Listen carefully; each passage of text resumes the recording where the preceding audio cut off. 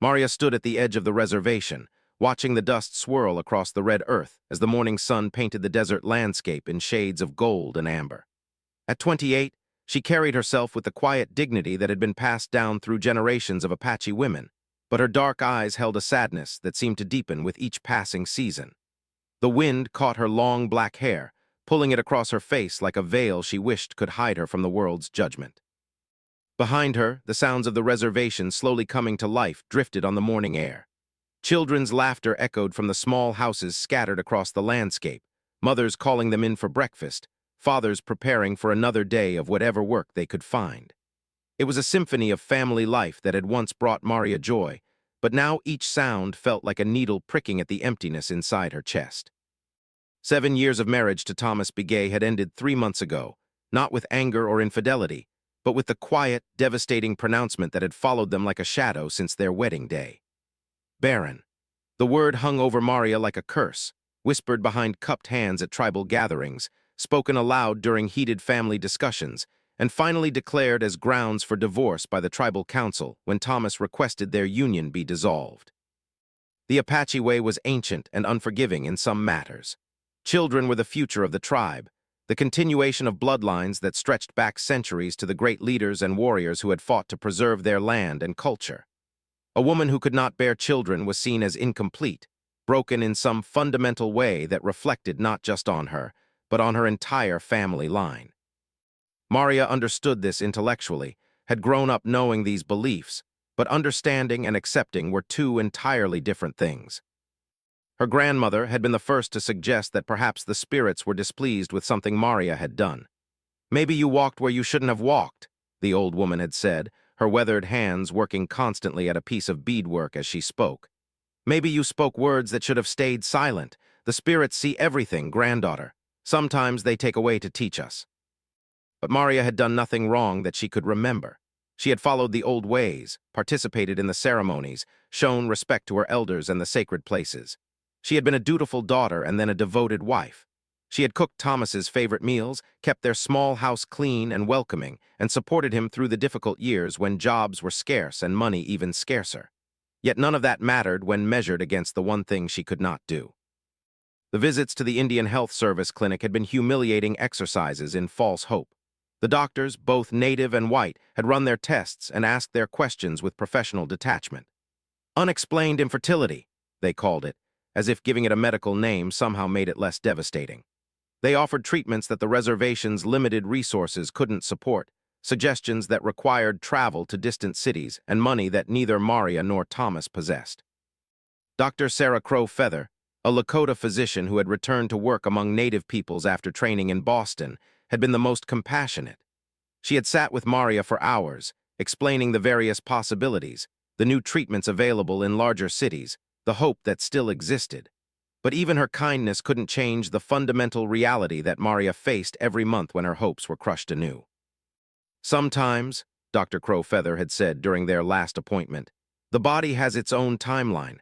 I've seen women who tried for years suddenly conceive when they least expected it. Don't give up on yourself, Maria. You're more than this one challenge." But the Apache community had given up on her, and gradually, painfully, Thomas had too. She could see it in his eyes during their last months together, the way his gaze would linger on other women's children, the silence that fell over their dinner table when the conversation turned to family plans. He never said the words aloud, never blamed her directly, but the disappointment radiated from him like heat from summer pavement. The final blow had come from Thomas's mother, Ruth Begay, a woman who had never fully approved of Maria despite her impeccable reputation and strong family connections. "My son needs children," Ruth had announced during a family gathering, her voice carrying across the yard where several families had come together for a birthday celebration. "He's 32 years old, and he's wasting the best years of his life. This marriage is keeping him from his destiny as a father." The words had struck Maria like physical blows, each one landing with the precision of someone who knew exactly where to aim for maximum damage. Around them, conversations had faltered as people turned to listen, some with sympathy, others with the kind of morbid curiosity that feeds on others' misfortune. Thomas had said nothing, hadn't defended his wife or challenged his mother's public humiliation of the woman he had promised to love and protect. That silence had been the end of their marriage more than any legal proceeding that followed. When someone shows you who they are through their silence, Maria had learned, you have to believe them. The divorce proceedings had been swift by reservation standards. Thomas had been respectful but distant, dividing their few possessions with mechanical fairness. He kept the pickup truck because he needed it for work. She kept the small savings account because he said it was the right thing to do. They had no children to fight over, no complex custody arrangements to negotiate. It was, everyone agreed, a very civilized divorce. But civilized didn't mean painless. Maria had moved back in with her grandmother, returning to the small house where she had spent her childhood, sleeping in the same room where she had once dreamed of her future family. The walls seemed to close in on her some days, filled with memories of the girl she used to be, the one who had believed that love and determination were enough to overcome any obstacle. Her grandmother tried to be supportive in her own way, which mostly meant pretending the divorce hadn't happened and carrying on with life as if nothing had changed. Was 74 years old and had survived the Indian boarding schools, the loss of her husband in Vietnam, and the daily struggles of reservation life. She had little patience for what she saw as Maria's self-pity. "You think you're the first woman to face disappointment?" would ask when she found Maria staring out the window instead of helping with the daily chores. "You think the world stops because one man couldn't see your worth? There's work to be done, girl. Sadness doesn't cook dinner or pay bills." The work referred to was their small business selling traditional Apache crafts to tourists and collectors. Was renowned for her basket weaving, an art form that required not just skill, but a deep connection to the cultural knowledge passed down through generations. Maria had been learning the craft since childhood, and together they created pieces that brought in enough money to supplement small social security check. But even this work, which had once brought Maria pride and a sense of connection to her heritage, now felt hollow. She would sit for hours weaving grass and pine needles into intricate patterns, her fingers moving with practiced precision while her mind wandered to all the things she would never teach her own daughter. The traditional knowledge that had been passed from grandmother to mother to daughter for countless generations would end with her, another small death in a life that seemed full of them. The other women of the reservation treated Maria with a complex mixture of sympathy and distance. Those who had known her since childhood remained friendly, but seemed unsure how to interact with someone whose fundamental identity had shifted so dramatically. The younger wives avoided her altogether, as if her condition might be contagious, as if spending too much time with a barren woman might somehow curse their own fertility. Only her cousin maintained the easy friendship they had shared since they were girls chasing lizards through the desert scrub. Had married young and already had 3 children, but she possessed enough emotional intelligence to understand that Maria needed normalcy more than pity. "You know what your problem is?" had said one afternoon as they sat on his porch, watching the heat waves shimmer across the desert. "You're acting like your life is over because one part of it didn't work out the way you planned. There's a whole world out there beyond this reservation, beyond these people who think they know what makes a woman valuable." It was an idea that had begun to take root in Maria's mind, slowly at first, then with growing urgency. The reservation that had been her entire world for 28 years was beginning to feel like a prison, every familiar face a reminder of her failure, every social gathering a performance in which she had to pretend she wasn't broken. The suggestion came from an unexpected source. Father Santos, the Catholic priest who served several reservations in the area, had known Maria since she was a child. He was one of the few outsiders who had earned genuine respect from the Apache community, partly because he had taken the time to learn their language and customs, and partly because he had never tried to force his religion on anyone who wasn't interested. "There's a ranch about 50 miles south of here," Father Santos had mentioned during one of his weekly visits to check on his health. "The owner's been coming to me for months, looking for someone reliable to help manage his household. 5 children and no wife, the man's drowning in responsibilities he never learned to handle." Maria had listened with polite disinterest at first. Working for a white rancher wasn't particularly appealing, and the idea of caring for someone else's children felt like salt in a wound that hadn't finished healing. But Father Santos continued, describing Jack as a decent man who had found himself in over his head after his wife's death from cancer 2 years earlier. "He's not looking for a nanny or a servant," the priest explained. "He needs someone who can help run a household, someone with practical skills and good judgment. The pay is fair, and there's a small apartment above the barn that goes with the job." The apartment detail had caught Maria's attention despite herself. The idea of having her own space again, of not having to sleep in her childhood bedroom while her grandmother offered unwanted advice about moving on with her life, held an appeal she hadn't expected. "Why hasn't he found someone already?" Maria had asked, her curiosity overcoming her initial dismissal of the idea. Father Santos had smiled in a way that suggested he knew he was making progress.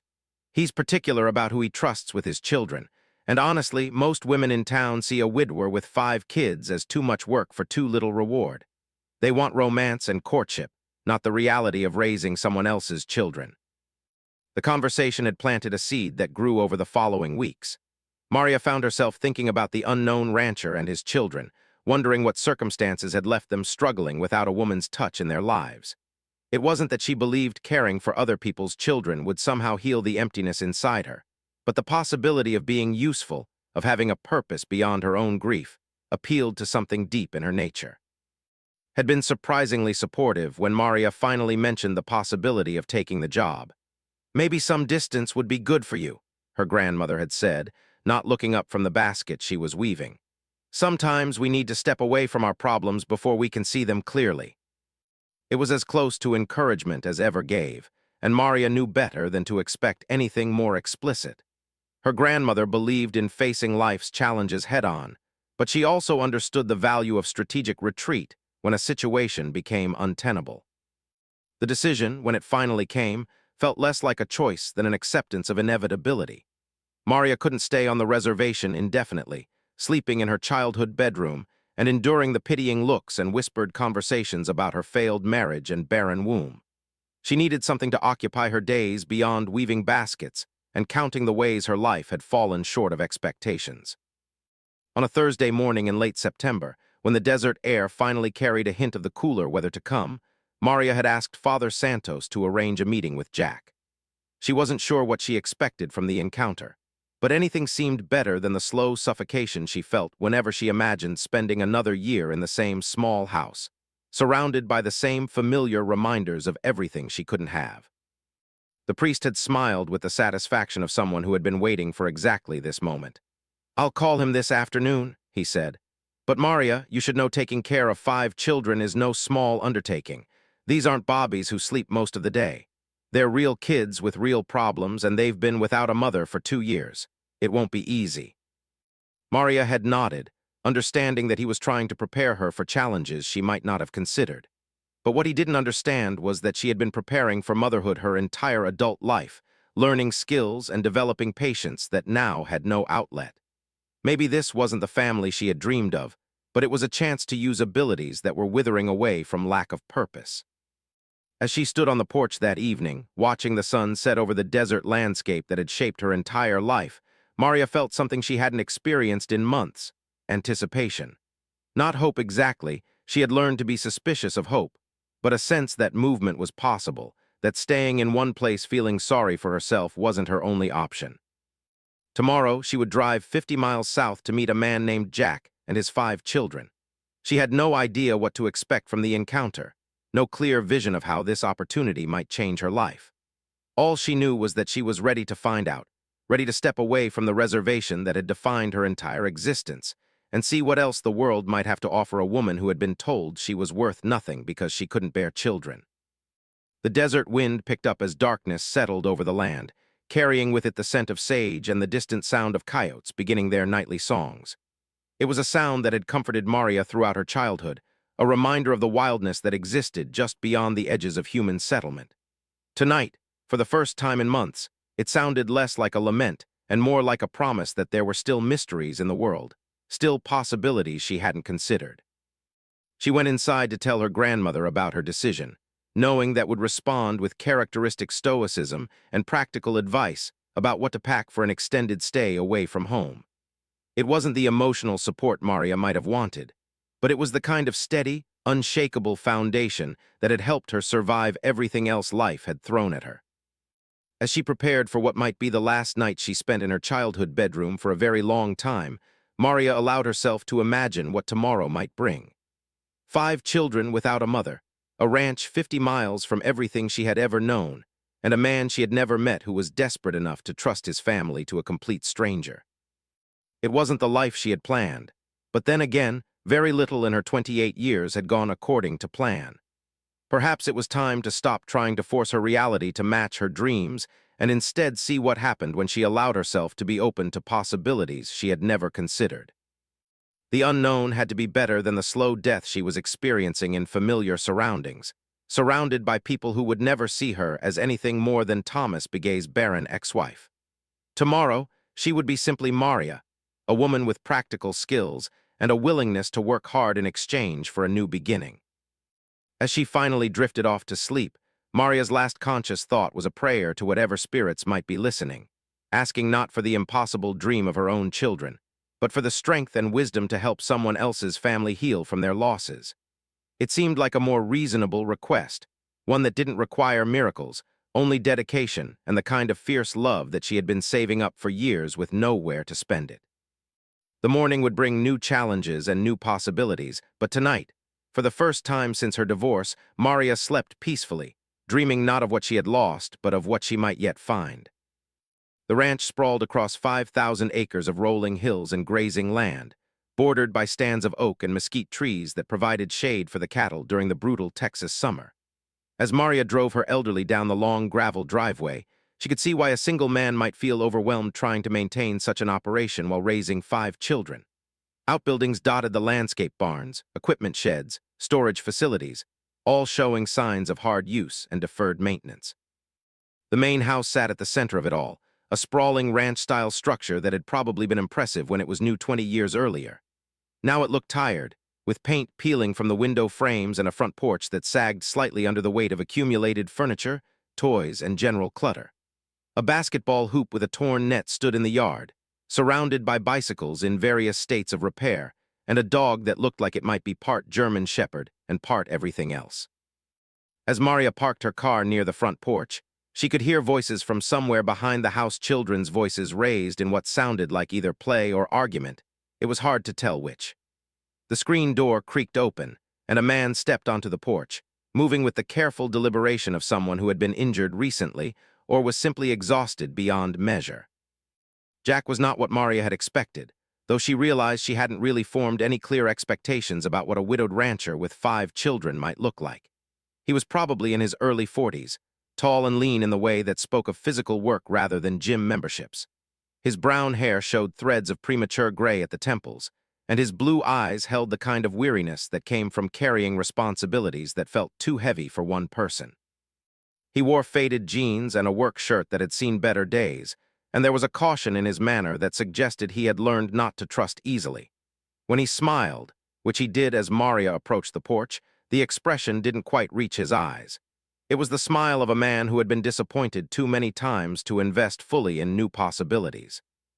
"You must be Maria," he said, extending a work-roughened hand that engulfed hers when she shook it. "Father Santos said you might be interested in helping out around here. I appreciate you coming all this way to talk." His voice carried a slight accent that might have been Oklahoma or Arkansas, the kind of soft drawl that spoke of rural roots and generations of people who had worked the land for a living. There was something reassuring about his direct manner, the way he looked her in the eye when he spoke without making her feel like he was evaluating her appearance or making assumptions about what she might or might not be capable of. "Father Santos told me you have 5 children," Maria said, glancing around the yard as if she might catch a glimpse of them hiding behind the various pieces of equipment scattered across the landscape. "That must keep you busy." Jack's laugh held more exhaustion than humor. "That's one way to put it. Would you like to come inside? Fair warning, the house isn't exactly company-ready. With 5 kids and no wife, housekeeping tends to take a backseat to keeping everyone fed and in clean clothes." The interior of the house told the story of a family that had been functioning without a woman's touch for too long. The furniture was sturdy and practical, but everything seemed to be covered in a fine layer of dust mixed with dog hair. Children's belongings were scattered across every surface: school books, athletic equipment, art projects in various stages of completion. The kitchen, visible through an archway, showed signs of someone who cooked out of necessity rather than pleasure, with dishes stacked in the sink and boxes of cereal lined up on the counter like soldiers. But underneath the chaos, Maria could see the bones of a house that had once been carefully maintained and lovingly decorated. Family photographs lined the mantelpiece, and there were touches throughout the room: throw pillows, carefully chosen artwork, plants that had somehow survived despite obvious neglect. That spoke of a woman who had cared about creating a home rather than just a place to sleep and eat. "My wife, Sarah, had a real talent for making this place feel like home," Jack said, following Maria's gaze around the room. "I've been trying to keep things going the way she would have wanted, but I'm afraid I'm not much good at the details that made the difference." There was grief in his voice when he mentioned his wife, but it was the kind of grief that had been worn smooth by time and necessity. He missed her, clearly, but he had accepted that missing her wouldn't bring her back or solve the practical problems her absence had created. "How long has it been?" Maria asked, settling onto the couch after moving a baseball glove and what appeared to be a math worksheet. 2 years this October," Jack said, taking the chair across from her. "Cancer. We had 6 months from diagnosis to the end, and even with all that warning, I don't think any of us were really prepared for what came after." The story emerged slowly, punctuated by the distant sounds of children playing in the backyard and the occasional bark from the dog. Sarah had been diagnosed with pancreatic cancer at age 38, a death sentence that gave the family just enough time to say goodbye, but not nearly enough to prepare for the practical realities of life without her. She had been the heart of the family operation, Jack explained, managing not just the household but also the business side of the ranch.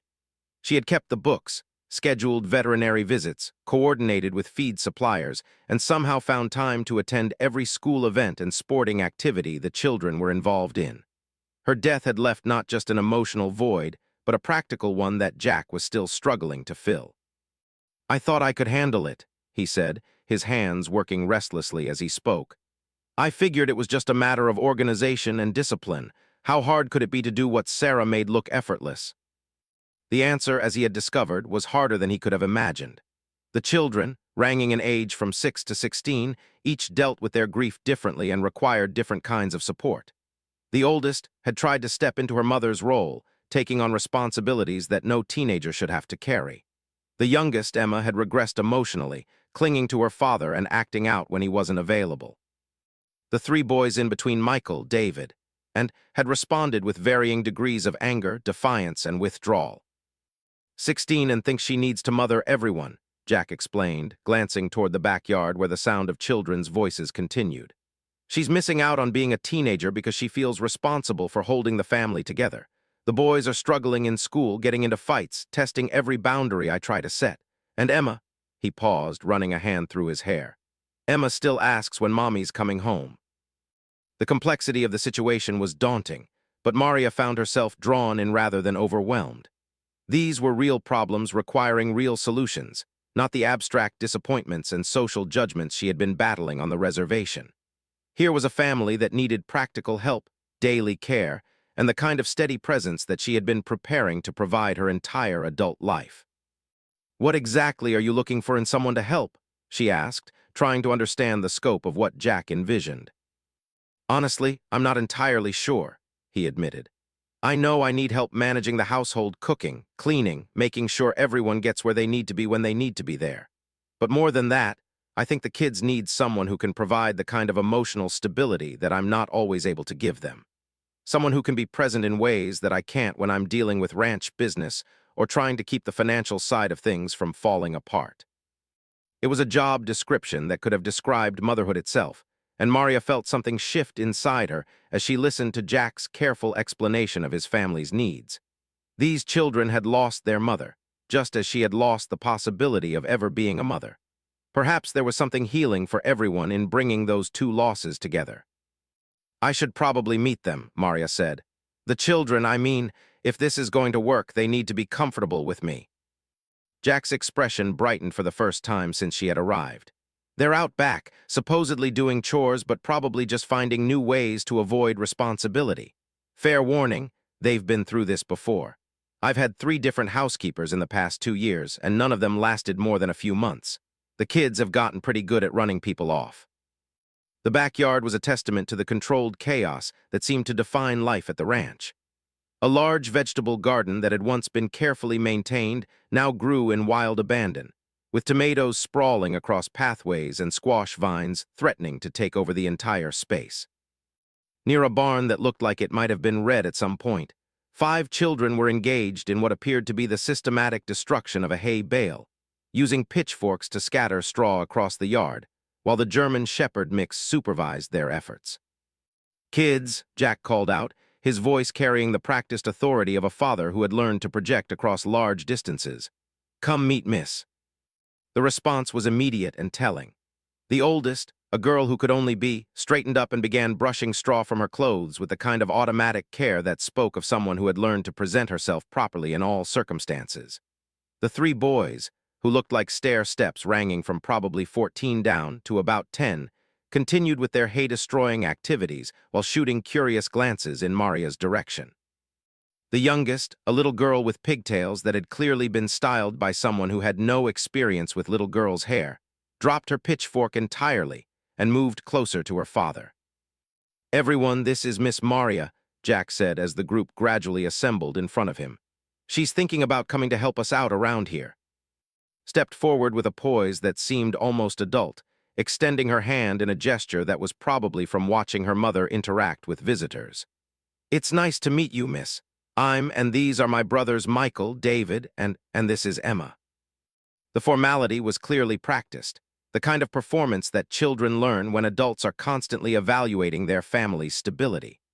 Maria recognized it from her own childhood, when social workers would visit the reservation and children would be coached to present their best behavior to avoid unwanted interventions.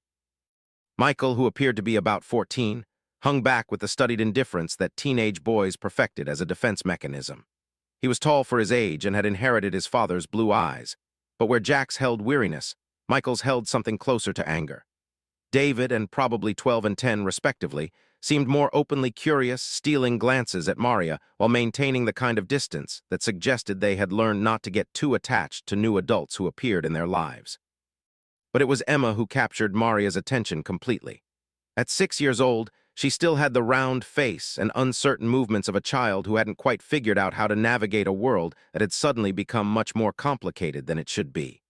She clung to her father's leg with one hand while sucking the thumb of the other, a habit that suggested she was seeking comfort in whatever way she could find it. "Hi, Emma," Maria said, crouching down to bring herself to the little girl's eye level.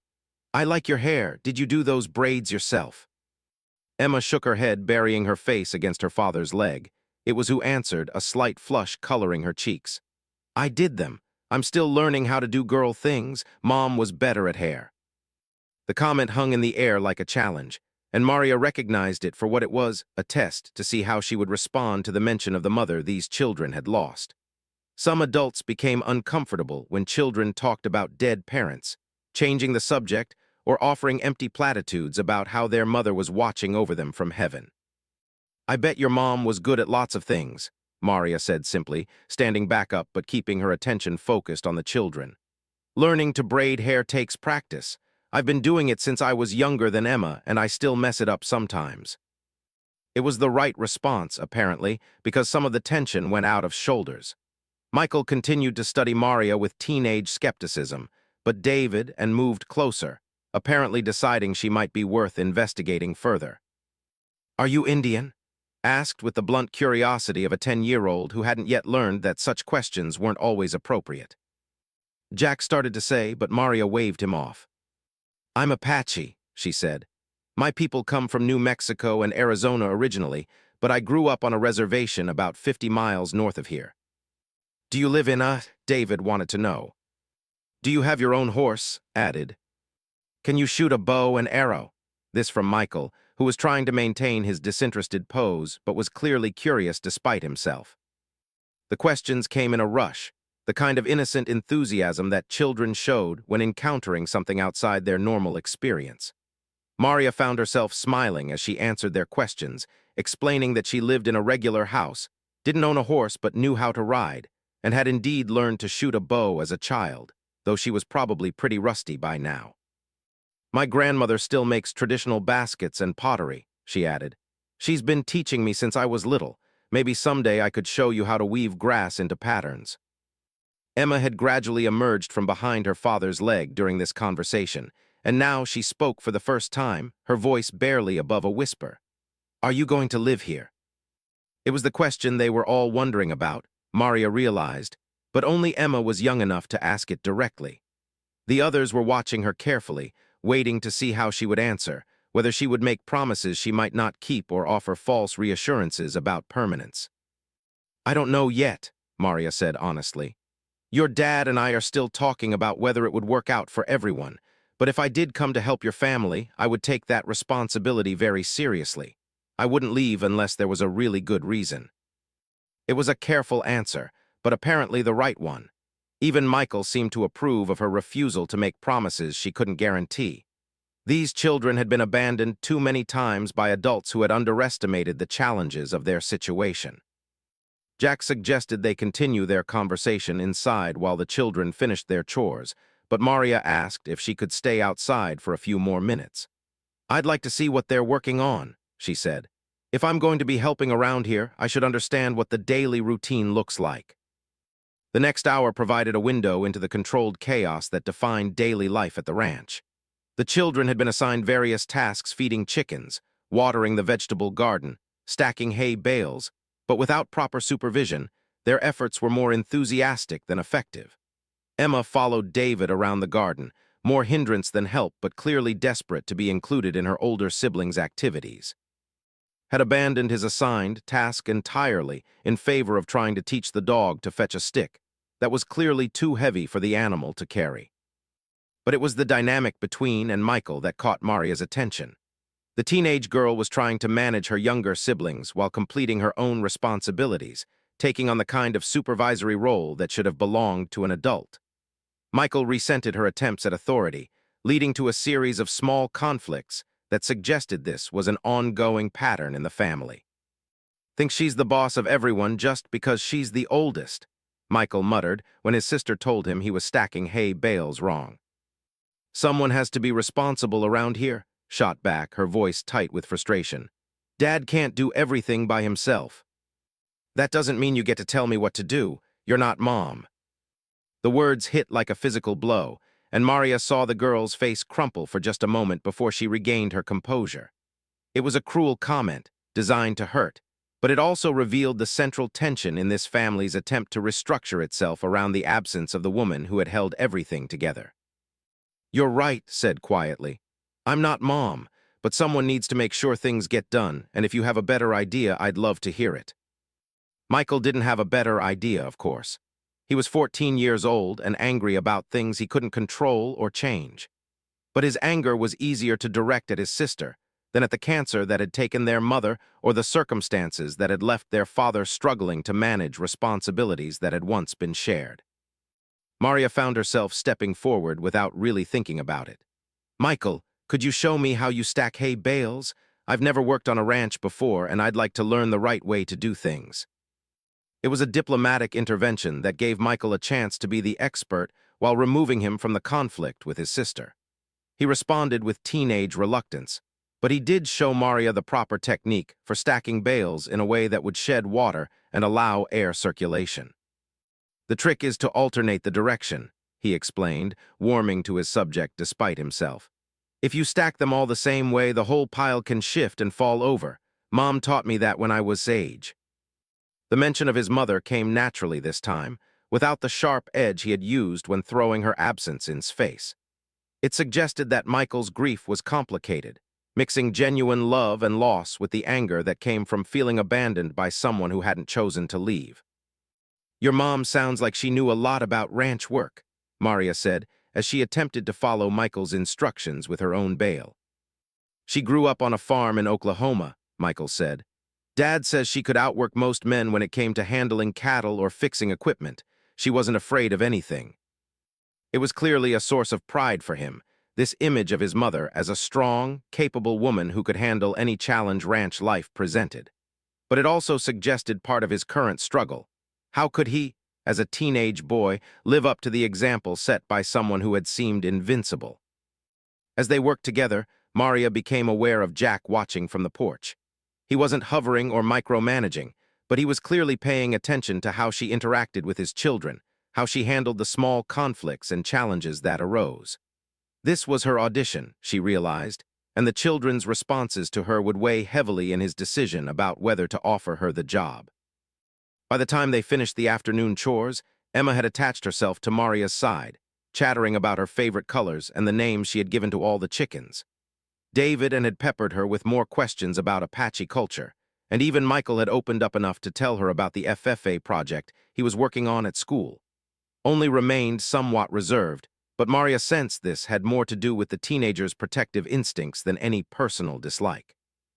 "They seem to like you," Jack observed as they sat on the porch, watching the children play in the yard while the sun began to set over the rolling hills. "They're good kids," Maria replied. "They've been through something terrible, but they haven't let it make them mean or bitter. You and your wife did something right in raising them." Jack's expression softened at the mention of his wife. Sarah would have loved to see them interacting with someone new who wasn't afraid of them. The last housekeeper lasted exactly 3 days before she decided that 5 children were more than she bargained for. What happened to the others? The first one thought she could change everything overnight: new rules, new schedules, new way of doing everything. The kids rebelled, and she quit in frustration. The second one was sweet enough, but she was overwhelmed by the sheer amount of work involved. She kept waiting for me to handle things that Sarah used to manage automatically. Maria nodded, understanding that she was hearing about the practical challenges that went beyond simple. This wasn't just about watching children while their father worked. It was about stepping into a role that had been central to the entire family's functioning. "What would you expect from someone in this position?" she asked. "What would a typical day look like?" Jack's answer revealed the scope of what he was asking.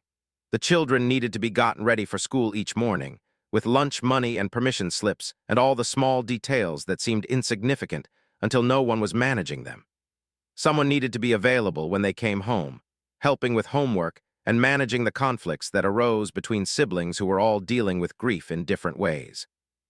Meals needed to be planned and cooked, laundry needed to be done, and someone needed to coordinate the various activities and appointments that filled their weekly schedule.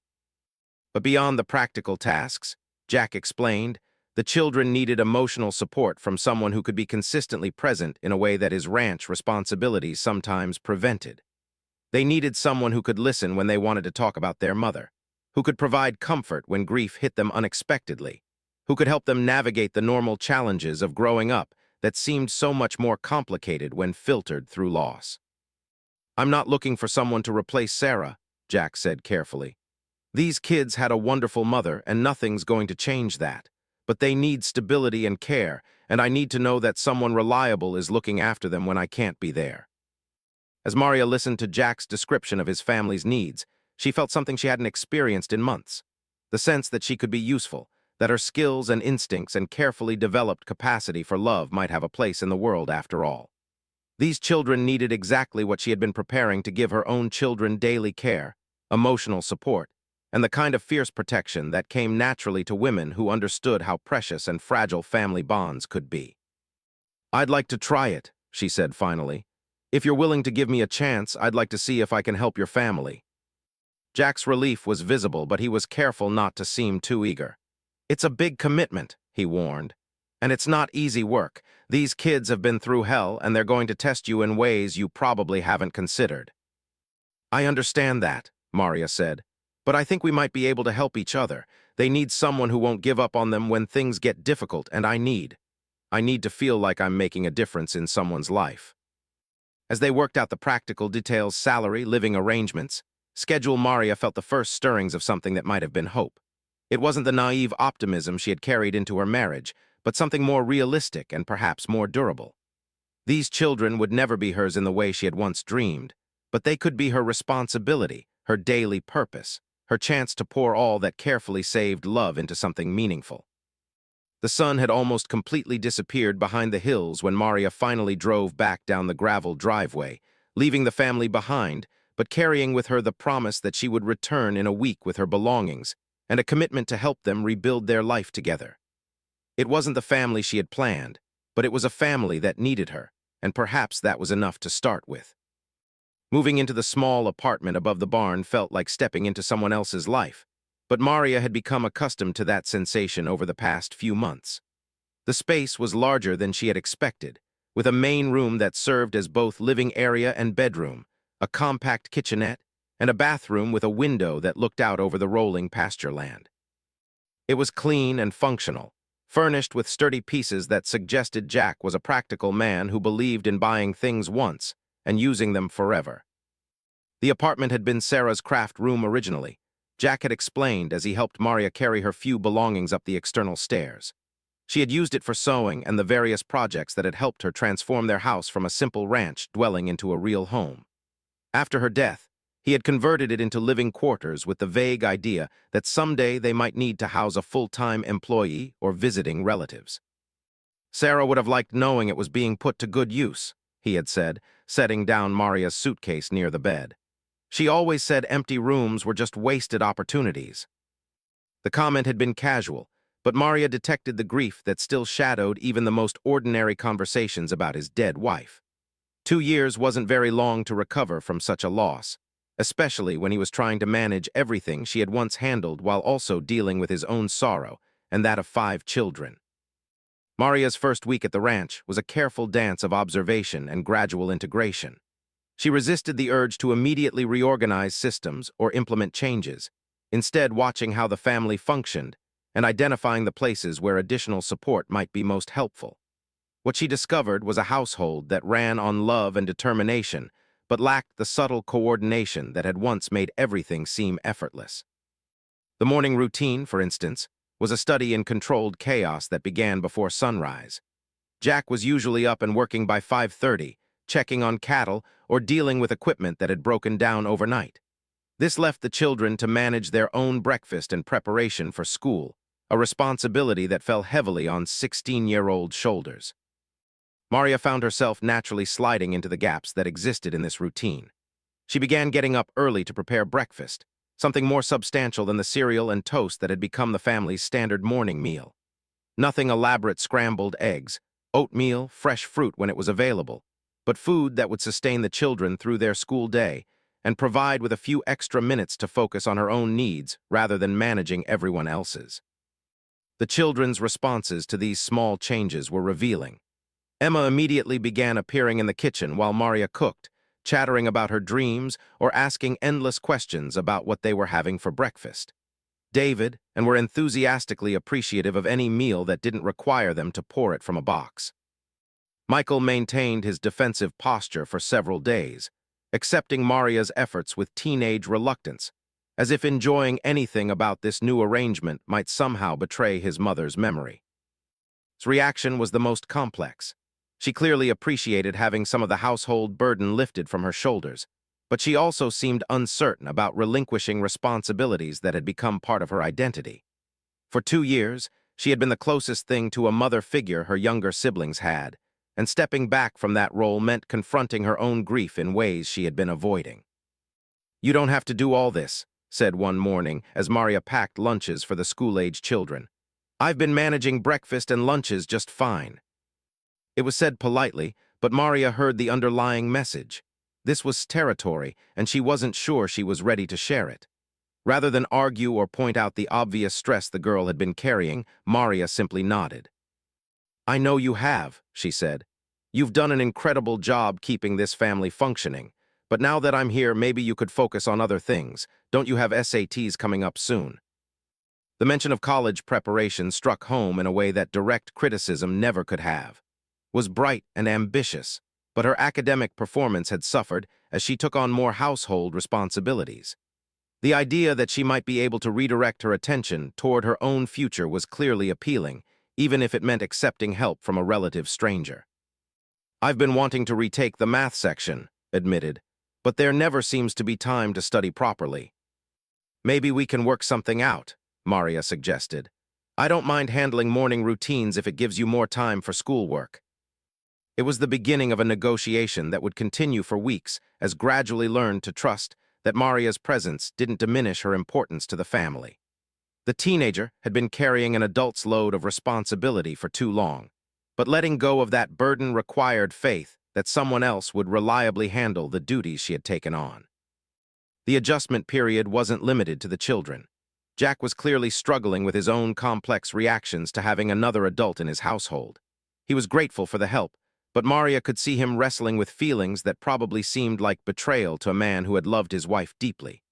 Accepting that life had to continue, that new arrangements were necessary, required a kind of emotional flexibility that grief didn't always allow. Their interactions during those first weeks were carefully polite, marked by the kind of formal courtesy that people used when they weren't sure what level of familiarity was appropriate. Jack would ask if Maria needed anything from town when he went for supplies. Maria would check with him before making any changes to household routines. They were two adults trying to share responsibility for 5 children without overstepping boundaries that neither of them had clearly defined. The breakthrough came during Maria's second week, when Emma came down with a stomach bug that had been making its way through her first-grade class.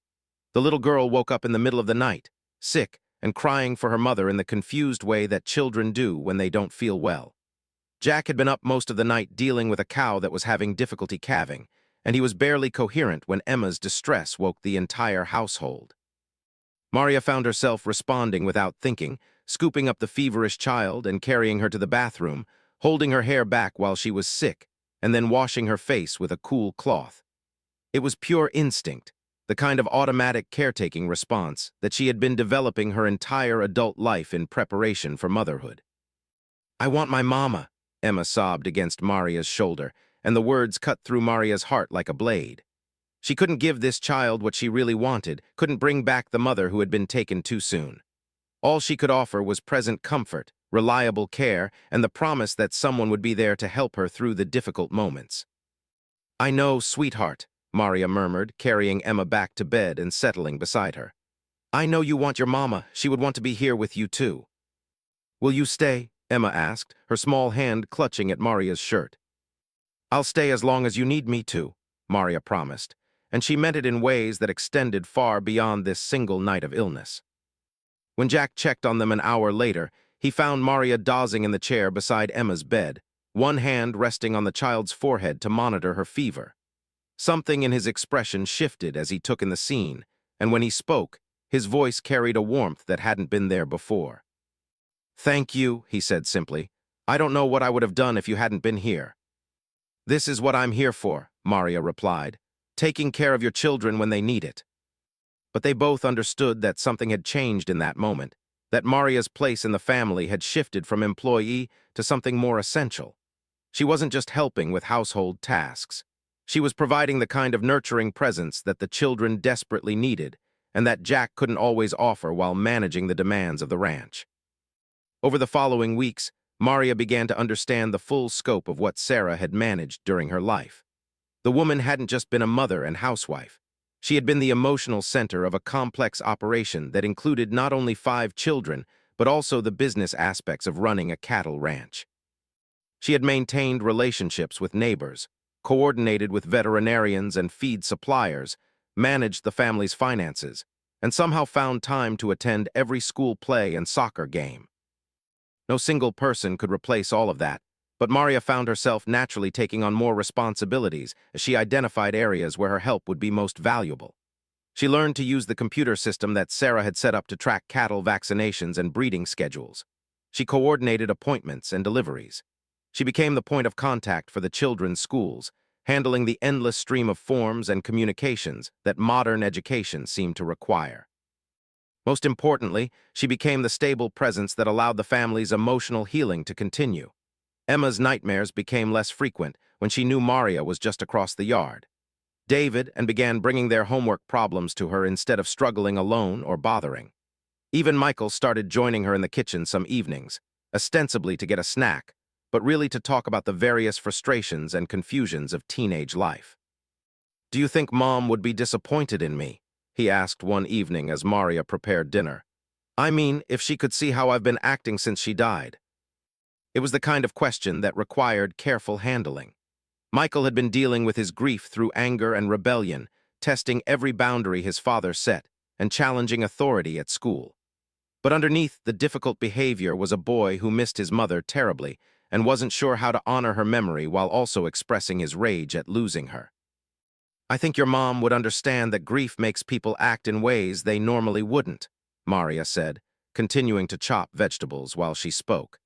She'd probably be more worried about whether you were getting the support you needed than about whether you were handling everything perfectly. Dad tries, Michael said, but he doesn't really get it. He thinks I should just get over it and help him keep things together. Maybe he's dealing with his own grief in the only way he knows how, Maria suggested. Some people need to stay busy and focus on practical things to get through difficult times. That doesn't mean he doesn't understand what you're going through. It was a conversation that continued over several evenings, as Michael gradually began to express the complex emotions he had been carrying. He was angry at his mother for dying, guilty about being angry, afraid that his acting out was making things harder for his younger siblings, and confused about what it meant to be the oldest boy in a family that no longer had a mother to provide guidance about things that fathers didn't always understand. Maria's role in these conversations wasn't to solve Michael's problems or replace his mother's guidance. Instead, she provided a neutral adult presence, someone who could listen without judgment and offer perspective without trying to impose solutions. It was a delicate balance, but one that came naturally to someone who had spent years observing family dynamics and understanding the ways that loss could reshape relationships.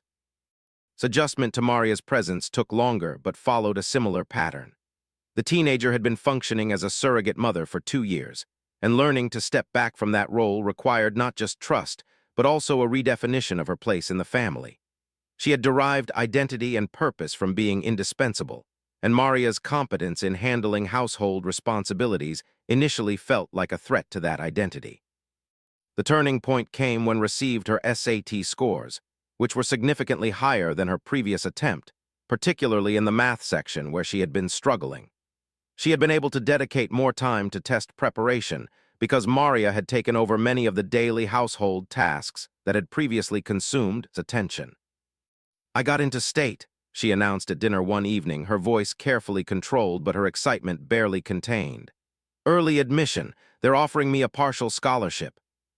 The celebration that followed was the first truly joyful moment Maria had witnessed since joining the family. Jack's pride in his daughter's achievement was evident, and the younger children's enthusiasm was infectious. But it was realization that accepting help had actually enhanced her opportunities rather than diminishing her importance that marked a real shift in her relationship with Maria. "Thank you," she said later as they cleaned up after dinner. "I know I wasn't exactly welcoming when you first arrived. I guess I thought that needing help meant I had failed somehow."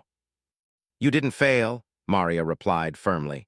"You did something incredibly difficult for 2 years, and you did it well, but you're not supposed to be responsible for raising your siblings while you're still growing up yourself. You deserve the chance to focus on your own dreams." It was a conversation that helped establish a new dynamic in which could be a helpful older sister without carrying the weight of surrogate motherhood. She remained involved in family decisions and continued to provide guidance to her younger siblings, but the day-to-day management of household routines became Maria's responsibility. As autumn progressed into winter, Maria found herself settling into a routine that felt surprisingly natural. Her days began before dawn with breakfast preparation and continued through the evening meal and homework supervision. In between, she managed the countless small tasks that kept a large household functioning: grocery shopping, laundry, cleaning, and the coordination of 5 different schedules that somehow had to mesh into a coherent family life. But the work didn't feel like drudgery because it was infused with purpose and affection. Emma's delight in having someone read her bedtime stories every night, David, and excited reports about their school day, Michael's gradually increasing willingness to share his thoughts and concerns, his growing confidence about her future plans. All of these small daily interactions filled the empty spaces in Maria's heart that had been created by her own losses. The relationship with Jack evolved more slowly, but followed a similar trajectory. The careful politeness of their early interactions gradually gave way to the comfortable efficiency of 2 adults who shared responsibility for something they both cared deeply about. They developed a rhythm of checking in with each other about decisions affecting the children, coordinating schedules, and handling the various crises that inevitably arose in a household with 5 young people. "I don't know how Sarah managed all this and made it look easy," Jack said one evening as they discussed arrangements for the upcoming Christmas holidays. "I feel like I'm constantly behind, always reacting to problems instead of preventing them." "Maybe she didn't make it look easy," Maria suggested. Maybe you just weren't seeing all the work that went into making things run smoothly. When someone handles details well, it can be invisible to everyone else. It was an insight that seemed to resonate with Jack, and Maria noticed that he began paying more attention to the small organizational tasks that kept their household functioning. He started handling some of the scheduling and coordination himself, not because he doubted Maria's competence, but because he was beginning to understand how much work was involved in managing 5 children's lives. The first real test of their new family dynamic came in December, when they had to navigate the holidays without Sarah for the 3rd time. The previous 2 Christmases had been difficult, marked by everyone's awareness of the absence at the center of their celebrations. This year, with Maria's presence providing stability, they were able to focus more on creating positive memories than on missing the person who wasn't there. Maria didn't try to recreate Sarah's holiday traditions or impose her own cultural celebrations on the family. Instead, she helped the children plan activities that honored their mother's memory while also acknowledging that their family life was continuing to evolve. They made cookies using Sarah's recipes, but they also created new decorations that reflected their current interests and personalities. "Mom always made Christmas special," said as they wrapped presents one evening. "I was worried that it would never feel the same without her." "It won't be the same," Maria agreed. "But that doesn't mean it can't be meaningful. Different can still be good if we let it be." The comment reflected Maria's own journey of learning to accept that her life hadn't unfolded according to her original plans, but could still contain purpose and joy. She would never be a mother in the traditional sense, would never experience pregnancy or birth, or the unique bond of raising children who shared her blood. But she could be essential to this family's healing and growth, could help shape these 5 young people as they navigated the challenges of growing up without their mother. On Christmas morning, as she watched Emma's excitement over a new dollhouse and listened to Michael's careful explanation of a science project he wanted to attempt, Maria felt something she hadn't experienced in years: contentment with her life as it actually was, rather than grieving for the life she had planned. These children weren't hers by birth, but they had become hers by choice and daily care, and the kind of love that grew gradually through shared experience. The moment was interrupted by Jack's quiet presence beside her as they watched the children examine their gifts. "Thank you," he said, and she understood that he was expressing gratitude not just for her help with Christmas preparations, but for the stability and care she had brought to his family's daily life. "Thank you for letting me be part of this," she replied, and meant it completely. The family had given her something she hadn't expected to find: a purpose that felt worthy of the love she had been storing up for years, a place where her skills and instincts and fierce protective nature could flourish. As winter deepened, and the rhythm of their shared life became more established, Maria began to understand that healing didn't always mean returning to what had been lost. Sometimes it meant accepting what was possible and finding ways to build something new and meaningful from the pieces that remained. The family would never be the same as it had been before Sarah's death, and Maria would never be a mother in the way she had once dreamed. But they could create something together that honored both their losses and their hope for the future. The small apartment above the barn had become more than temporary housing. It had become home in a way that felt both surprising and inevitable. From her windows, Maria could see the lights in the main house, where 5 children were growing up with her daily care and attention. She could see the barns and pastures where Jack worked to maintain the ranch that would someday provide these children with their inheritance. It was a view that encompassed not just land and buildings, but also the complex web of relationships and responsibilities that had become her life's work. She was no longer the Apache woman who had been rejected by her community for being barren. She was Maria, though she had never formally changed her name, the woman who helped raise 5 children who had lost their mother, who managed a household that had become her own, who had found a way to transform her losses into something that served not just her own healing, but the healing of an entire family. The future stretched ahead with possibilities she was only beginning to imagine. There would be graduations and college decisions, weddings, and the countless milestones and daily moments that made up a family's shared history. Maria would be part of all of it, not as a substitute for what had been lost, but as something new and essential, a bridge between the family's past and its future, helping to carry forward the love that Sarah had invested in her children while also bringing her own strength and wisdom to their continued growth. Spring arrived early that year, bringing with it a restlessness that seemed to affect everyone at the ranch. The children were eager to spend more time outdoors after the confined months of winter, and Jack was busy with calving season, which meant longer days and constant vigilance over the herd. For Maria, the changing season brought a sense of renewal and possibility that she hadn't experienced in years. She had been living with the family for 6 months now, and what had begun as a temporary solution to mutual needs had evolved into something much deeper. The children no longer referred to her as Miss, but simply as Maria, and their easy acceptance of her presence in their daily lives spoke to bonds that had formed gradually through shared routines and accumulated trust. Emma, now 7, had attached herself to Maria with the wholehearted devotion that children reserve for the adults who make them feel safe. She would appear in the kitchen each morning while Maria prepared breakfast, chattering about her dreams or asking the kinds of questions that revealed how a child's mind processed the complex world around her. "Maria, why don't you have any children?" Emma had asked one morning while they worked together to prepare lunches for the school-aged kids. It was the kind of innocent inquiry that could have been devastating, but Maria had learned to meet such questions with honesty rather than deflection. "Sometimes that just doesn't happen for some people," she explained. "But I get to help take care of you and your brothers and sister, which makes me very happy." "Good," Emma had declared with the simple logic of childhood. "Because I need you to braid my hair for picture day and doesn't know how to make it look pretty like you do." Such conversations had become routine, small reminders that her place in this family wasn't defined by what she couldn't provide, but by what she could. The practical skills she had developed during her years of preparation for motherhood, cooking, organizing, mediating conflicts, providing comfort during disappointments, were being used daily in ways that felt both natural and essential. Michael's relationship with her had the most dramatic transformation.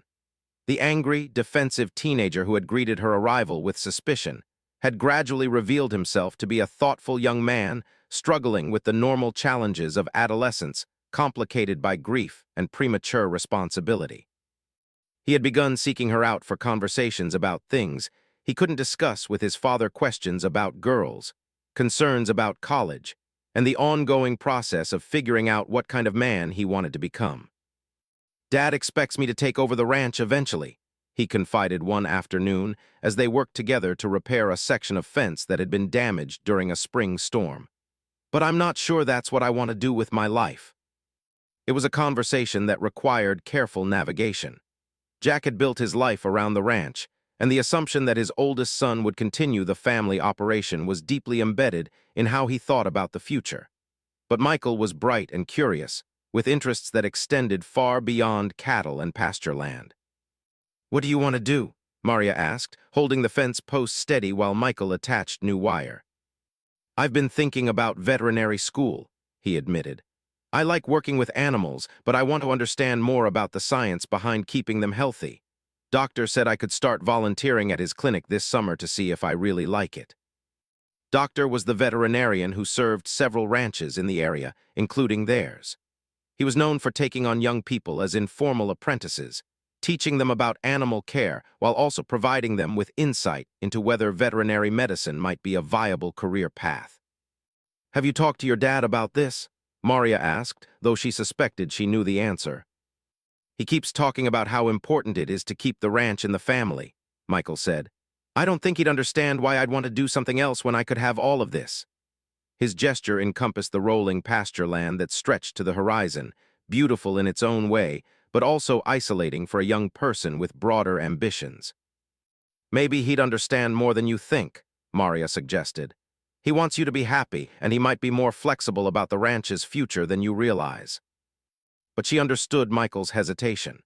Jack had invested his entire adult life in building and maintaining the ranch, and the idea that his children might choose different paths would require a fundamental shift in how he thought about his legacy. It was the kind of conversation that needed to happen gradually, with careful attention to everyone's feelings and concerns. Evolution had been equally significant, but in a different direction.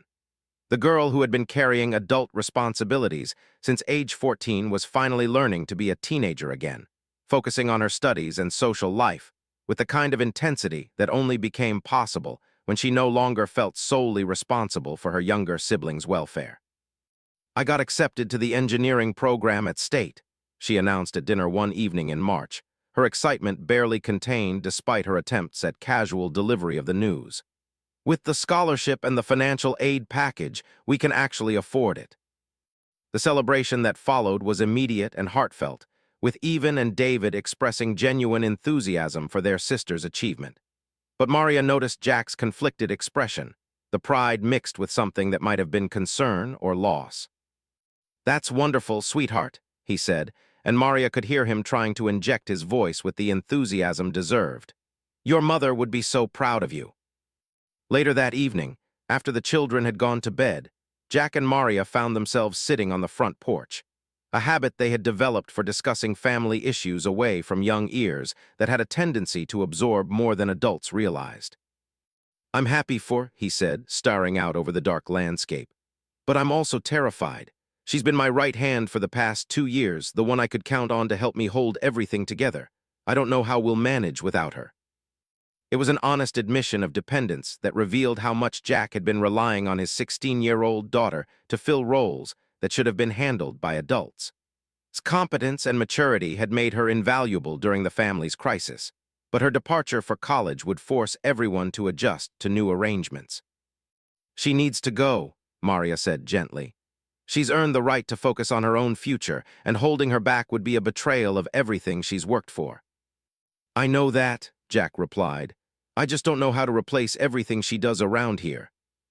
"Maybe you don't need to replace her," Maria suggested. "Maybe this is an opportunity to restructure how the family operates, to let the younger kids take on more age-appropriate responsibilities while I handle more of the coordination's been doing." It was a conversation that continued over several weeks as they worked out practical arrangements for his departure in the fall. The girl herself was conflicted about leaving, excited about her future, but worried about abandoning her family when they still needed her support. "You've given your family 2 years of your adolescence," Maria told her during one of their evening conversations. "That was a generous gift, but it was never supposed to be permanent. Your job now is to build the life your parents always wanted you to have."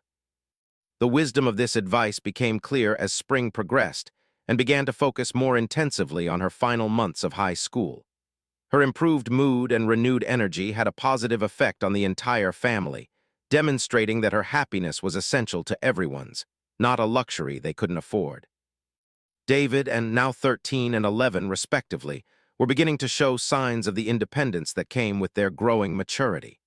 They had taken on more responsibilities around the ranch without being asked, partly because they enjoyed the work, and partly because they were old enough to understand that their family operated as a team where everyone's contribution mattered. "Can we help with branding this year?" David asked one morning as he helped Maria load supplies for a day of fence repair. "Dad said we might be old enough if we can prove we're responsible." Branding was serious work that required skill and attention to safety, but it was also a rite of passage for ranch kids, a sign that they were becoming old enough to participate in the important work of the operation. Maria knew that Jack had been considering whether the boys were ready for this increased responsibility. "What do you think would prove to your dad that you're ready?" she asked, curious to hear how the boys assessed their own capabilities. "We've been practicing with the roping dummy he set up," said, "and we've been getting up early to help with morning chores without being reminded." It was true. Both boys had been showing increased maturity and reliability, taking on tasks that had once required constant supervision. They were becoming the kind of ranch hands that Jack could depend on, young but capable partners in the work that kept the operation functioning. The conversation with Jack about the boys' readiness for increased responsibility revealed another layer of his struggle with the family's changing dynamics. His children were growing up, becoming more independent, preparing to make their own choices about their futures. It was natural and healthy, but it also meant that the family structure that had developed after Sarah's death was constantly evolving. "Sometimes I feel like I'm losing them one by one," he confided to Maria as they watched David and practiced their roping skills in the yard. "It's going to college, Michael's talking about veterinary school, and now the younger boys are becoming capable enough that they don't need me as much." "They're not leaving because they don't need you," Maria said. "They're able to grow and explore their options because you've given them a secure foundation. That's what good parents do. They raise children who become independent adults." but she understood his fear. Jack had rebuilt his life around being needed by his children after Sarah's death. His identity as a father was tied to his ability to provide and protect, and watching his children become less dependent on him felt like a loss of purpose rather than a sign of successful parenting. Besides, Maria added with a slight smile, Emma's going to need you for years yet. She's nowhere near ready to be independent. It was true. Emma, at 7, was still very much a little girl who required constant attention and guidance. But even she was showing signs of growing maturity, taking on small responsibilities around the house and developing the confidence that came from being part of a stable, loving family. As spring moved towards summer, Maria found herself reflecting on the changes that had occurred not just in the family, but in her own sense of purpose and identity. 6 months earlier, she had been a divorced Apache woman living with her grandmother, defined by her community primarily through what she couldn't do rather than what she could offer. Now she was an essential part of a family's daily life, contributing skills and care that were valued and needed. The transformation hadn't been without challenges. There were still days when the grief of her childlessness felt overwhelming, usually triggered by some milestone in the children's lives that reminded her of experiences she would never have with her own biological children. Watching Emma lose her first tooth, helping shop for a prom dress, celebrating Michael's acceptance to the FFA leadership program. These moments brought joy but also a bittersweet awareness of the parallel universe in which she might have been experiencing such things with her own children. But increasingly, these episodes of grief were balanced by a sense of fulfillment that came from her daily contributions to the families. She was helping to raise 5 children who would carry forward not just their mother's values, but also the lessons they learned from Maria's presence in their lives. Her influence would be part of their foundation, shaping how they thought about resilience, compassion, and the importance of showing up for the people who depended on them. The relationship with Jack had evolved into something that felt both comfortable and complex. They worked together as partners in managing the household and raising the children, but there were undercurrents of attraction and possibility that neither of them had directly acknowledged. Maria was aware of Jack's loneliness, just as she knew he was aware of hers, but both of them were cautious about crossing boundaries that might complicate their carefully. The decision came to Maria not in a moment of dramatic revelation, but through the accumulation of countless small moments that revealed the depth of her connection to the family. It was Emma's fevered whisper of, "I love you, Maria," during a bout with flu that lasted 3 days. It was Michael's quiet confession that he had begun to think of her as the mother he remembered having, even though his biological mother had been gone for nearly 3 years. It was tearful admission that she felt comfortable leaving for college only because she knew Maria would be there to guide her younger siblings through the challenges she wouldn't be present to help with. Most significantly, it was the realization that Jack had become more than a partner in the daily work of raising his children. He had become the person she looked forward to seeing each morning, the one whose opinions mattered to her, whose happiness had become intertwined with her own in ways that extended far beyond their shared responsibility for his family.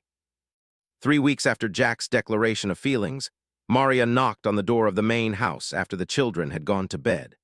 She found him in the kitchen, cleaning up after a dinner that had involved the usual chaos of 5 different conversations happening simultaneously while everyone tried to coordinate their schedules for the following day. "We need to talk," she said simply, and Jack's immediate attention told her that he had been waiting for this conversation with the same mixture of hope and anxiety that she had been feeling. They settled in the living room, the same space where Maria had first met the children nearly 8 months earlier. The room looked different now, bearing the subtle signs of her influence: fresh flowers from the garden she had helped restore, throw pillows arranged with more attention to color and comfort, family photographs displayed in ways that honored both the past and the present. "I've been thinking about what you said," Maria began, her hands folded in her lap as she chose her words carefully. "About your feelings for me and about what that might mean for all of us." Jack waited without speaking, understanding that this was a moment that required patience and careful attention to everything she was trying to communicate. "I care about you too," Maria continued. "More than I expected to when I first came here, but I need you to understand what accepting those feelings would mean for me, what I'd be risking by letting myself hope for something I've never had before." She told him about her marriage to Thomas Begay, about the years of trying to conceive, and the slow erosion of hope that had accompanied each failed attempt. She explained the cultural context that had made her divorce feel like public confirmation of her inadequacy as a woman, the way her inability to bear children had defined her in the eyes of her community. Coming here wasn't just about finding work, she said. It was about finding somewhere I could be useful, where my value wasn't measured by my ability to get pregnant. Your children gave me that. They gave me a chance to be the mother I'd always wanted to be, even if it wasn't in the way I'd originally imagined. Jack listened without interrupting, his face reflecting both understanding and something that might have been anger at the community that had rejected such an obviously capable and loving woman for something beyond her control. If we try to build a romantic relationship and it doesn't work, Maria continued, I don't just lose you, I lose them. I lose the only children I'm ever likely to have the chance to raise, and I don't know if I'm strong enough to survive that kind of loss twice. It was the heart of her fear, and speaking it aloud made it feel both more real and somehow more manageable. Jack was quiet for a long moment, and when he spoke, his voice carried the weight of someone who had learned to think carefully before making promises. I can't guarantee that everything would work out perfectly, he said. No one can promise that about any relationship, but I can tell you that what I feel for you isn't just attraction or gratitude for everything you've done for my family. It's love, Maria. Real love, based on knowing who you are and admiring the strength and kindness you bring to everything you do. He reached for her hands, and she let him take them, feeling the roughness of his palms that came from years of ranch work and the steadiness that had helped him hold his family together through impossible circumstances. You're not a substitute for Sarah, Jack continued. You're not someone I'm settling for because I need help with my children. You're a woman I've fallen in love with, who happens to be amazing with my kids, but who I'd want to be with even if that wasn't part of the equation. It was exactly what Maria needed to hear, confirmation that her value to Jack extended beyond her usefulness as a caretaker. But there were still practical considerations that needed to be addressed. What about your mother? She asked. What about the neighbors and the community? Are you prepared for people to have opinions about your relationship with an Apache woman? Jack's expression hardened slightly, revealing a determination that reminded Maria of the strength that had helped him survive his wife's death and rebuild his family's life. Anyone who has a problem with you being Apache can go to hell, he said bluntly. You're the woman I love, and if people don't like it, they don't have to be part of our lives. It was a fierce declaration, but Maria wondered if he truly understood the challenges they might face. Rural Texas wasn't always welcoming to interracial relationships, and the children might have to deal with comments or attitudes that reflected their community's prejudices. It won't just affect us, she pointed out. The kids might face questions or comments about their father's choice to be with an Indian woman. Are you prepared for that? Are they? Before Jack could answer, a small voice spoke from the doorway. We already talked about it, Emma said, appearing in her pajamas with the kind of perfect timing that suggested she had been listening from the hallway. Emma, you should be in bed, Jack started to say, but she ignored him and walked directly to Maria. We had a meeting, Emma announced solemnly. Me and Michael and David, and we talked about whether we want you to marry Daddy and be our real mama. Maria's heart stopped for a moment as she realized that the children had been conducting their own evaluation of the family's future. What did you decide? She asked, though she wasn't sure she was ready to hear the answer. We voted, Emma said proudly. It was 5-0. We all want you to marry Daddy because you already love us like a real mama, and because Daddy is happy when you're around, and because we don't want you to ever leave. The simple declaration carried more weight than any adult conversation could have. These 5 children, who had already lost one mother and learned not to trust easily, had unanimously decided that they wanted Maria to become a permanent part of their family. Appeared in the doorway behind Emma, clearly having been deputized to provide additional explanation. We know you and Dad have been trying to figure out your feelings, she said with the precocious wisdom of a 17-year-old who had been observing adult relationships with keen interest. But from our perspective, you're already part of this family. Making it official would just be acknowledging what's already true. Michael joined them, followed by David, and suddenly the living room was full of children in various stages of clad sleepiness, all focused on the 2 adults whose decision would shape their family's future. We don't care what anyone else thinks about you being Apache, Michael said, his teenage earnestness making the declaration even more powerful. We care that you take care of us and that you make Dad smile again and that you know how to braid Emma's hair better than does. Hay protested mildly, but she was smiling as she defended her hair-braiding skills. The point is, David added with 11-year-old logic, you're already our family. Getting married would just make it official so no one could ever make you leave. It was a child's understanding of marriage as a legal protection rather than a romantic choice, but it revealed their deep-seated need for security and permanence. These children had learned that adults could disappear from their lives through death or divorce or simple abandonment, and they wanted the strongest possible guarantee that Maria would remain their mother figure.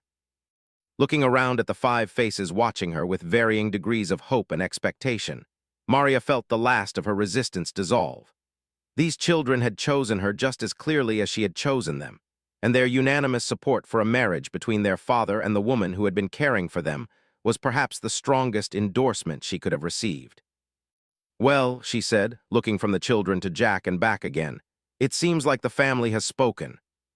Jack's smile was radiant as he understood that she was saying yes not just to his proposal, but to officially becoming the mother these children needed and wanted. Is that a yes? He asked, wanting to be absolutely certain.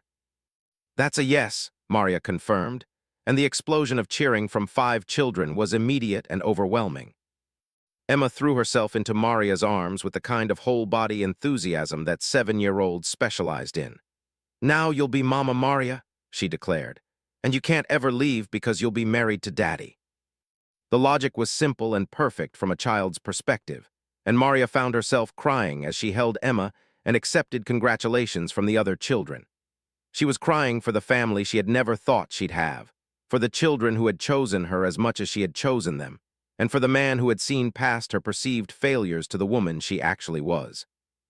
The wedding took place 6 weeks later in the backyard of the ranch, with Father Santos officiating and in attendance as Maria's only family representative. Maria had worried that her grandmother might disapprove of her marriage to a white rancher, but's response had been characteristically pragmatic. You found a good man who appreciates your worth and children who need your love, the old woman had said. That's more than many women get in a lifetime. Don't question gifts that come honestly. The ceremony was simple but meaningful, with vows that acknowledged the unique circumstances that had brought them together. Maria promised to love not only Jack, but also his children, to honor the memory of Sarah while building new traditions for their blended family. Jack promised to value Maria's heritage and to support her connection to her Apache culture, ensuring that their children would understand and respect both sides of their new family's identity. Served as Maria's maid of honor, having insisted that she wanted to officially welcome Maria into the family in a public ceremony. Michael walked Maria down the aisle in lieu of a father figure, a role he took with serious pride. David and Emma served as ring bearers and flower girl respectively, their excitement evident as they participated in making Maria's place in their family official. The guest list was small but significant.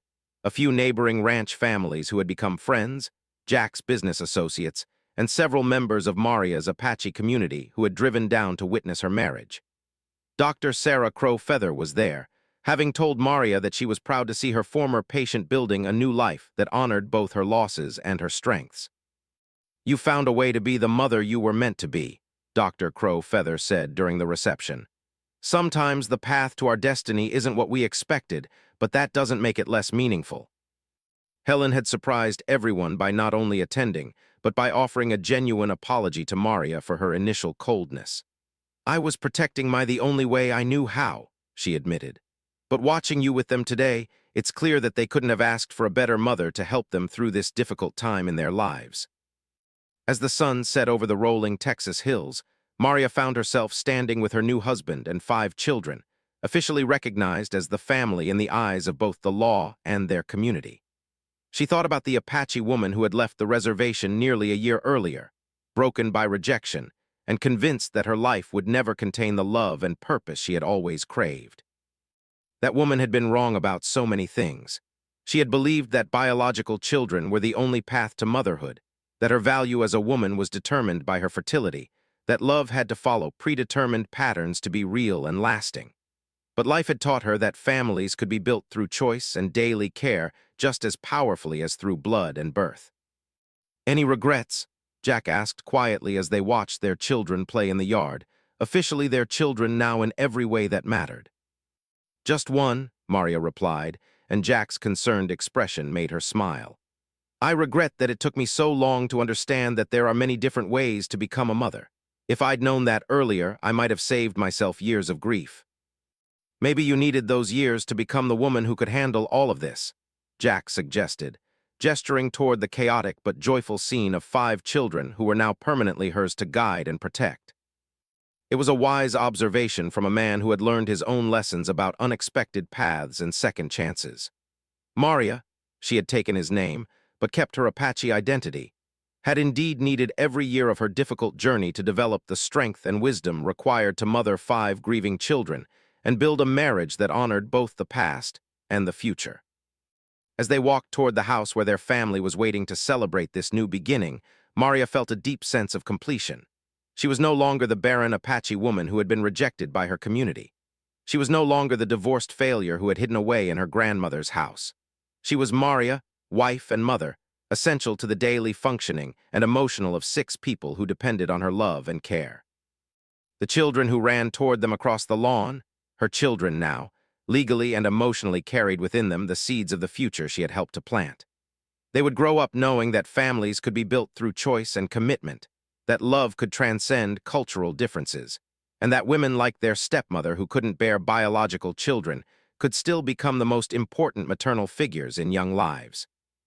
Years later, when Emma graduated from high school and Michael completed veterinary school and became a successful engineer, they would all trace their achievements back to the stability and encouragement they had received from the Apache woman who had become their mother during their most vulnerable years. They would remember her not as a substitute for what they had lost, but as exactly the mother they had needed during the most important years of their development. And Maria, watching them build their own families and pursue their own dreams, would understand that her greatest achievement hadn't been overcoming her inability to bear children, but rather her willingness to love other people's children as completely as if they had been born to her. She had become exactly the woman she had always been meant to be, not despite her losses, but because of how she had chosen to transform those losses into gifts that served others. The ranch that had once represented Jack's inheritance to his children became, under Maria's influence, something larger, a foundation of love and security that would support not just the current generation, but the ingrate who would benefit from the stable, loving family that had been rebuilt from the ashes of tragedy and the hope that 2 broken people had found in choosing each other. In the end, Maria's story became one of triumph not through getting what she had originally wanted, but through discovering that what she actually needed had been waiting for her all along in the form of 5 children and a widowed cowboy who recognized her true worth when her own community had failed to see it. She had been rejected for being barren, but that rejection had led her to exactly where she belonged, at the center of a family that needed her particular combination of strength, wisdom, and bottomless capacity for love.